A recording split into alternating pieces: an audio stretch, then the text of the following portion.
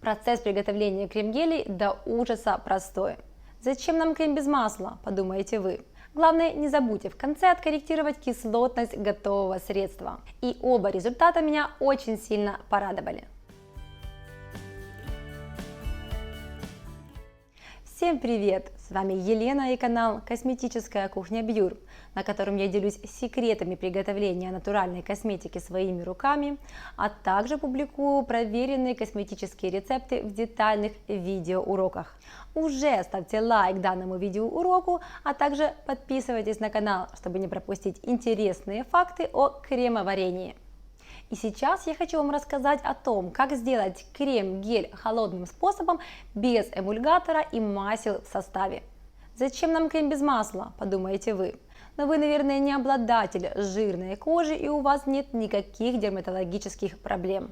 Но вот люди с жирным типом кожи, особенно в летнее время, они стремятся к созданию очень легких эмульсий без масел в составе, заменяя их либо на силиконы, либо на эмолленты с высокой растекаемостью.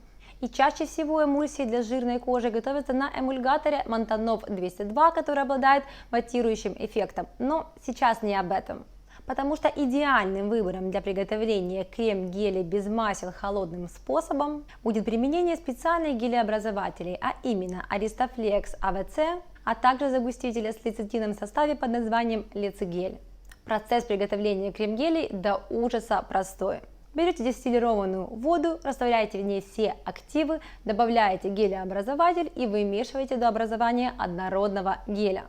Затем вам необходимо приготовить жирную фазу. Она может быть с маслами, эмолентами, силиконами, а также со всеми жирорастворимыми компонентами. И затем на третьем этапе вы тоненькой струечкой вливаете жирную фазу в водную фазу при постоянном перемешивании. И в результате после полного перемешивания у вас получается готовый крем-гель с его окончательной вязкостью. Все, на этом приготовление крем-геля закончилось. Главное, не забудьте в конце откорректировать кислотность готового средства.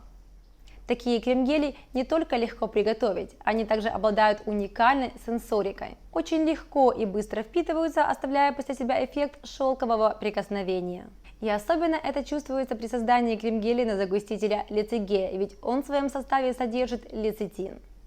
Вы можете перейти и посмотреть видеоурок, в котором я готовила ферментный пилинг на основе загустителя Aristaflex. И точно такой же пилинг я потом повторила, но на основе загустителя Лецигель, которого я ввела 1,5%. И оба результата меня очень сильно порадовали. Также хочу сказать, что загуститель Aristaflex стабилен в диапазоне pH от 4 до 9 и способен связывать до 16% масла. А загуститель Лецигель стабилен в диапазоне pH от 4 до 8 и способен связывать до 15% масла.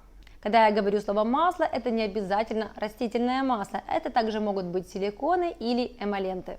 На самом деле такое большое количество масла в рецептурах нам совершенно не нужно, ведь такие крем-гели должны быть легкие, быстро впитываться и не оставлять жирного следа.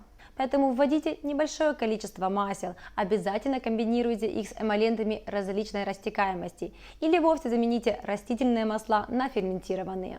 А в чем преимущество ферментированных масел, я рассказывала в предыдущем видеоуроке.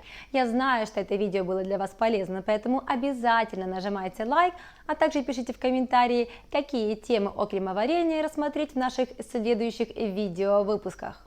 Желаю всем приятного и, главное, спокойного дня. До встречи в следующих видеоуроках.